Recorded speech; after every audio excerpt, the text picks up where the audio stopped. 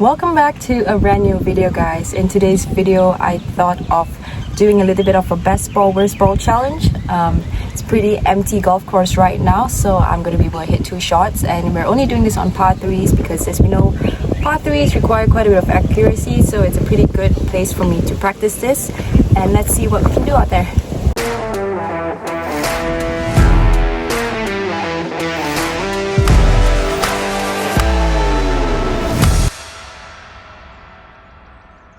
Okay, so let's get started. Like I said, we're gonna be doing a best ball, worst ball kind of situation, but essentially all we're doing here is hitting 2 tee shots on a par 3 on 4 par 3s during this round, and we're gonna see how different the scores are going to be for those 2 shots. So based off that, I feel like the strategy for this quote-unquote best worst ball changes a little bit, because all I'm really trying to do here is hit 2 decent enough shots. Is going to give me a good chance to make a par for both shots. This is a little bit different from if you're just playing best ball worst ball, because some situations you might want to be avoiding trouble. In some situations you might just be going for every single pin because you're trying to get a lower score. So based off this, I feel like this is going to be a very conservative method of playing par 3s, which in many situations is going to be very beneficial for a lot of people out there who struggle with playing par 3s. So let's see what we can observe from today's round.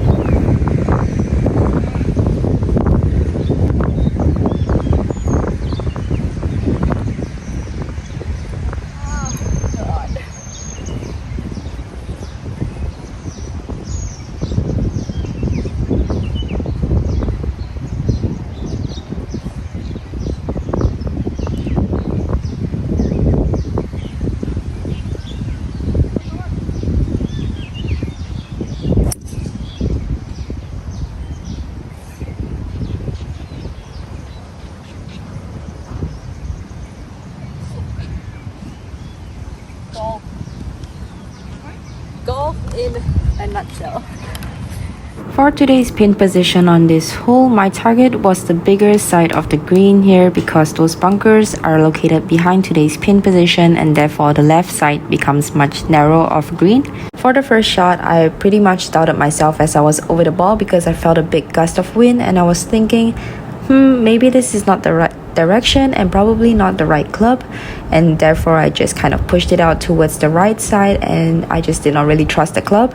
Obviously, what tends to happen is when you're not confident over the shot, you tend to push it to the wider side of where less hazard is in play, and therefore I think that's why it ended up on the right side, pretty far right, but on the right side nevertheless. And for the second shot, after hitting the first one, I knew that I actually had the right club, and all I had to do was trust it, and you can see the huge difference that makes. I gave myself a pretty decent look at birdie. So I think this is the first lesson of the day, which is if you're not confident over the shot, it doesn't matter if you have the right club, the right target, or the wrong club and the wrong target. You're most likely going to hit a better shot if you just trust whatever decision you've made before you walked up to the ball, not as you're over the ball. A lot of times in golf, it's not the lack of skills or the lack of ability to do something, it's more of the willingness to trust and just commit to the target that you've chosen. And I think this hole right here with the 2 shots is a great example of exactly that.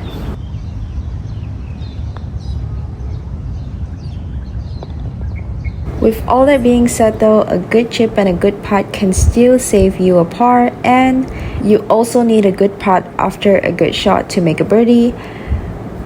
So it's par for the first hole, and let's move on to the next par 3. For the next par 3, we're going to put ourselves at 140 yards. The pin location today is back left, so there's quite a lot of space to the right side of today's pin, but not much past the pin and not much left of the pin. The wind is blowing right to left and into us again.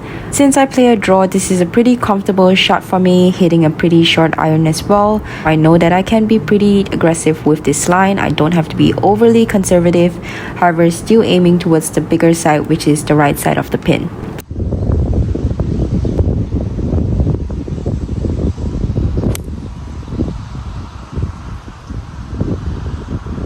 After hitting a decent first shot, I could tell that I was quite a bit short of the pin, and I think that made me realize that the wind was probably stronger than I thought it was going to be. With that being the case, for my second shot, since I know that the first one's already on the green, I'm trying to hit a little bit more of a lower penetrating ball flight here. Like I said just now, there's not much pace past the pin, and that's not a good position to be at, but I know that based off the location of my first ball that I'm not going to be over the green no matter how hard I hit this 8-iron, so I decided to go with a more penetrating lower ball flight 8-iron for my second shot to give myself hopefully a closer look for birdie.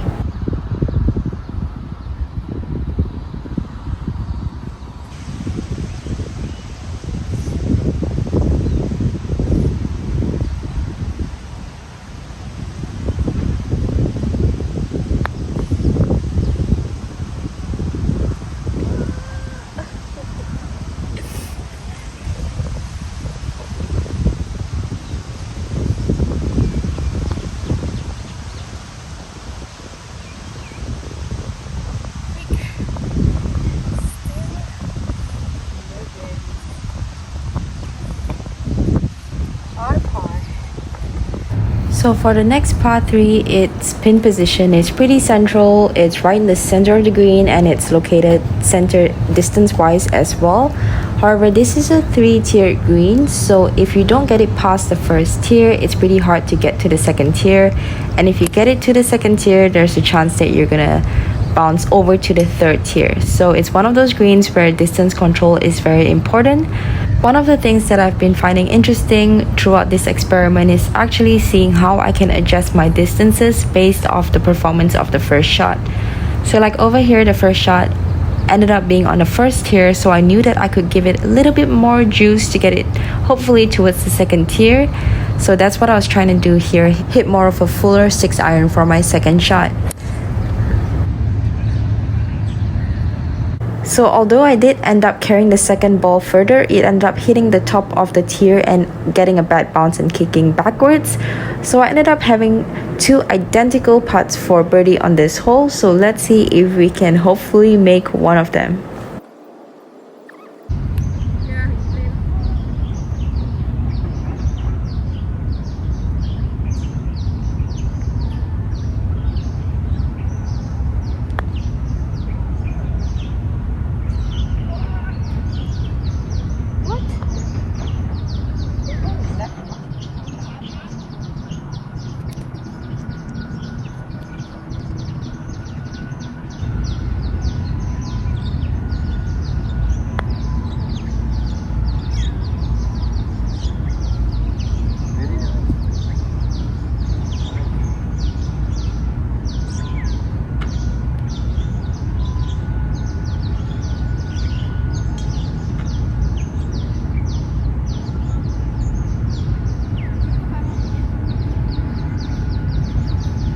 So we've reached the last par 3 of the day. It's again playing around 162 yards with a little bit of wind into us. The pin is located in front today, so I do need to carry this all the way there if I want it to be on the green. Again, this green has 3 tiers, however, we're not playing with the other 2 tiers here. For this front pin, it's definitely better to be no further than on the second tier of this green. If not, you might be better off being just a little bit short.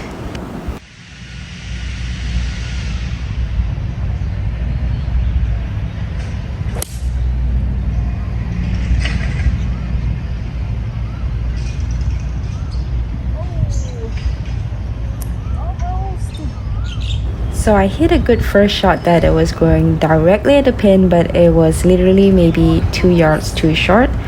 So what I've also been noticing is that a lot of times when I am a little bit in between distance, I do tend to leave it a little bit short of the targeted distance.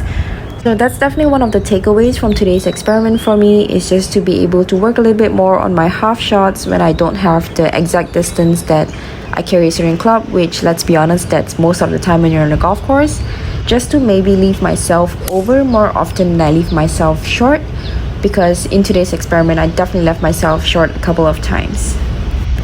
On the other hand, another thing that I can positively take from this experiment is that all my second shots have been better than my first shot. I think that's something that's very important for people to be able to do. For instance, if you hit the first shot short, what can you do to hit the second shot better? Do you change your club, or do you just change your swing a little bit, maybe hit a full shot rather than a half shot? Knowing how to adjust and adapt. It's also different obviously when you're doing something like a game like I'm playing here, where both shots count. Playing this little game with myself, making both shots count also put a little bit of pressure on it, because I know that even though I hit a good first shot, I still need to hit a good second shot as well, which I think is super important, because if for instance you're only playing the best ball, the second ball doesn't hold as much weight as the first ball.